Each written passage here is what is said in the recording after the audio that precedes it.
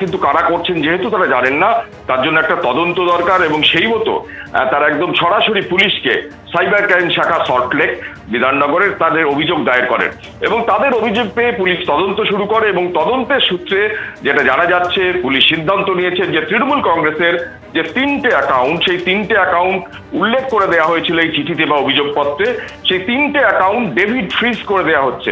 অর্থাৎ এখন থেকে আর টাকা তোলা পুরোপুরি বন্ধ থাকবে এবং বাকি যে অ্যাকাউন্টগুলো আছে সেই অ্যাকাউন্টগুলো কার্যত ডেবিট ফ্রিজ করার পথে, অর্থাৎ তদন্ত যত এগোবে তার পরবর্তী ক্ষেত্রে সিদ্ধান্ত নেবেন। আপাতত ডেবিট ফ্রিজ করা হয়েছে যত 3টে অ্যাকাউন্টের সেই টাকার পরিমাণ 440 কোটি টাকা।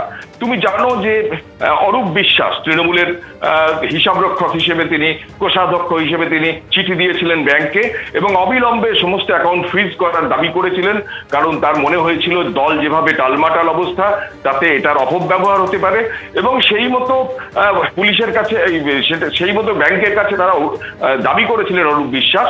কিন্তু বিধায়কদের তরফে, অর্থাৎ তৃণমূলের যে বিদ্রোহী বিধায়ক অর্থাৎ ঋতব্রতপন্থী বিধায়ক, তাদের তরফে পাল্টা অভিযোগ করে একদম সরাসরি থানায় অভিযোগ করে, সাইবার ক্রাইম শাখায় অভিযোগ করে জানানো হয় যে এই অ্যাকাউন্টগুলো চেক করা হোক, তদন্ত করা হোক, কারণ এতে বেনামি টাকা ঢুকতে পারে, তাদের কাছে সুনির্দিষ্ট তথ্য আছে কিন্তু কারা করছে তারা জানেন না। সুতরাং সেই স্বার্থে তদন্ত হোক এবং সেই তদন্তের সূত্রেই যেটা বড় সিদ্ধান্ত নেওয়া হয়েছে যে মমতা বন্দ্যোপাধ্যায়ের দলের যে 3টে অ্যাকাউন্ট, সেই 3টে অ্যাকাউন্ট ডেবিট ফ্রিজ করে দেওয়া হলো, অর্থাৎ টাকা তোলা বন্ধ করে দেওয়া হলো, যে টাকার পরিমাণ 440 কোটি টাকা।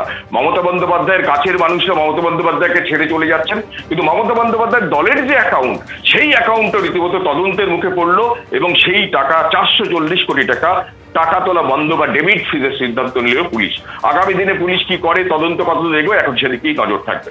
একদম কৃষ্ণেন্দু, তুমি আমাদের সঙ্গে থাকো। আমরা জানি এর আগে অরূপ বিশ্বাস তিনি দলের অন্দরের সমস্যার কথা তুলে ধরে দলের ব্যাংক অ্যাকাউন্ট ফ্রিজ করার আবেদন জানিয়ে ব্যাংকে চিঠি লিখেছিলেন।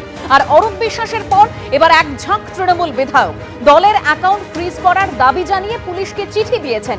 ঋতব্রতপন্থী 10 জন তৃণমূল বিধায়ক বেআইনি আর্থিক লেনদেনের অভিযোগ তুলে বিধাননগর পুলিশ কমিশনারেটে সাইবার ক্রাইমে এই চিঠি দেওয়া হয়েছে। আর এবার যে নতুন তথ্য সামনে আসছে যে তৃণমূল কংগ্রেসের এইচডিএফসি ব্যাংকের 3টি অ্যাকাউন্ট থেকে টাকা তোলা যাবে না। অ্যাকাউন্টে যে টাকা, এটা যে কাটমানির টাকা নয়, এটা যে ডাকাতির টাকা নয়, এক্সটর্শনের টাকা নয়, নানান ধরনের দুর্নীতির টাকা নয়, এটা প্রমাণ করা আমাদের পক্ষে সম্ভব নয়। এবং এই যে টাকা, ধরুন এই যে চার্টার্ড ফ্লাইট, তো এই টাকা থেকেই খরচ হচ্ছে। তো স্বাভাবিকভাবে আমরা আমাদের বিধায়করা তারা বিধাননগরে সেখানে আমরা অভিযোগ দায়ের করেছি যে অবিলম্বে এই যে এগুলো তদন্ত করা হোক, তদন্ত করে দেখা হোক যে কোথা থেকে টাকাগুলো এসেছে, টাকাগুলো কোথা থেকে ঢুকেছে।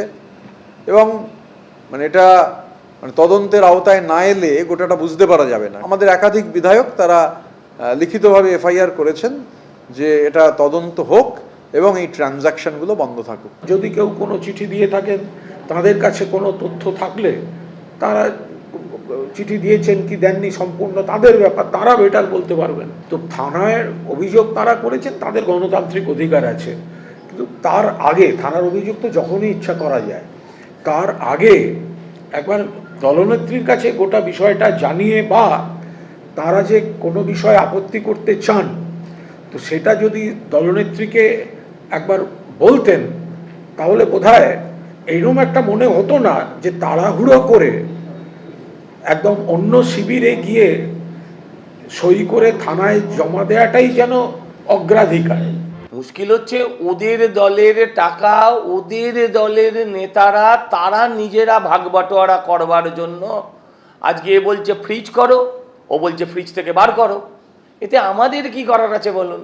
কিন্তু আমরা চাই এ টাকা জনগণের, এ টাকা ইডি এসে তদন্ত করুক এবং এই টাকা দরকার মতন তারা ফ্রিজ করুক, ইডি এই টাকা সিজ করুক। অর্থাৎ অরূপ বিশ্বাস তিনি প্রথমে দলের অ্যাকাউন্ট ফ্রিজ করার দাবি জানিয়ে আবেদন করেছিলেন, আর এবার ঋতব্রতপন্থী 10 জন তৃণমূল বিধায়ক বেআইনি আর্থিক লেনদেনের অভিযোগ তুলে বিধাননগর পুলিশ কমিশনারেটের সাইবার ক্রাইমে চিঠি দিয়েছে, তদন্তের দাবি জানিয়েছে। আমাদের প্রতিনিধি কৃষ্ণেন্দু অধিকারী রয়েছেন আমাদের সঙ্গে। অর্থাৎ কৃষ্ণেন্দু, তদন্তের স্বার্থেই পুলিশের এই পদক্ষেপ? একদমই তাই, কারণ তৃণমূল কংগ্রেসের যে তহবিল